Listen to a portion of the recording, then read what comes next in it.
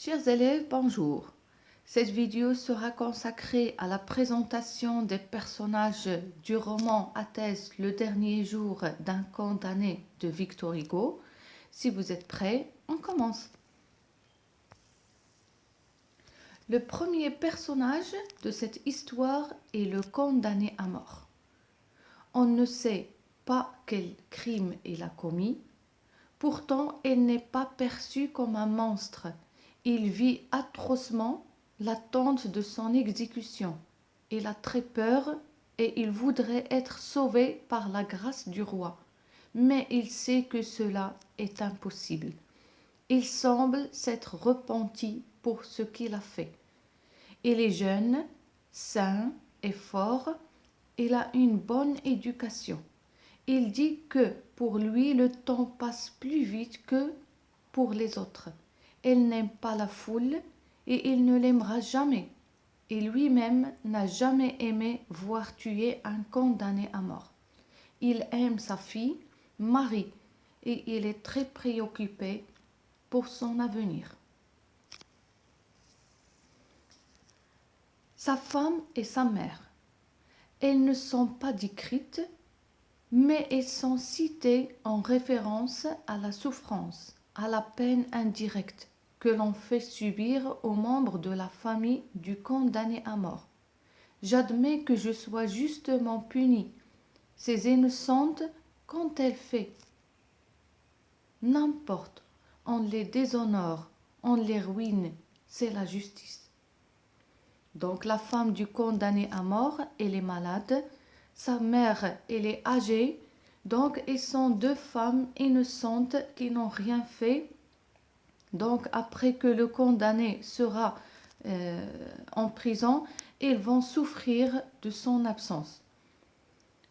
L'autre personnage, Marie, c'est la fille du condamné à mort, elle a 3 ans.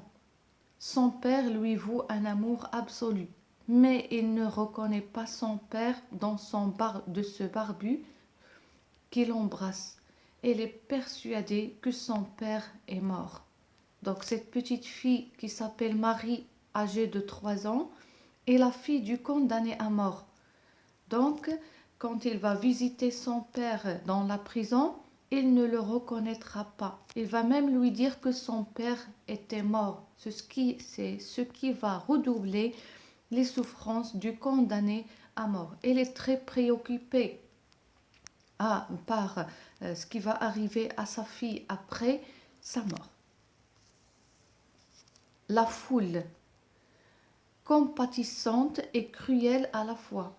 Elle assiste à une exécution capitale comme à un spectacle. C'est la société qui veut voir tuer cet homme. La foule est très nombreuse. Elle ne veut pas la justice. Elle veut assister à un spectacle, celui de l'exécution de la peine capitale par la guillotine.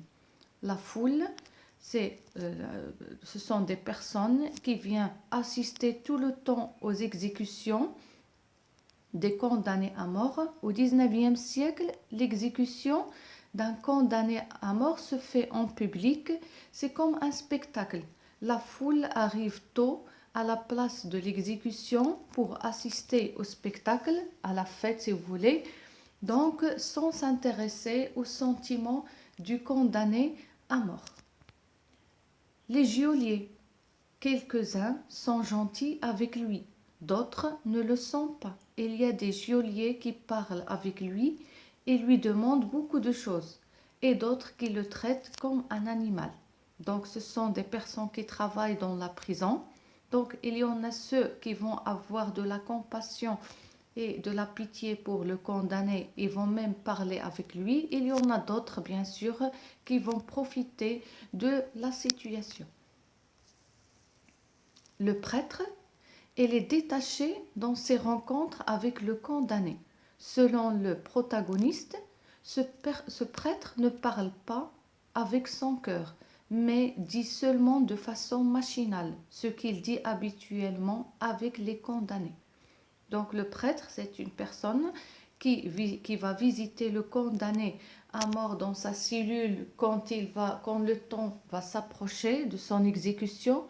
Le condamné le décrit comme une personne qui ne parle pas avec son cœur parce qu'il a l'habitude de dire les mêmes mots à tous les condamnés à mort. Les représentants de la société, les personnes qui représentent la société, sont les juges, les magistrats, directeurs de la prison, qui représentent la société. Pour eux, une exécution est une chose banale qui doit se dérouler dans les formes. Donc, pour ces personnes, l'exécution doit être faite parce que cette personne, elle a commis un crime. C'est leur travail. Donc, ils n'ont aucun sentiment envers ces condamnés à mort. J'espère que ces personnages ou bien la présentation de ces personnages était claire. Merci pour votre attention et à bientôt.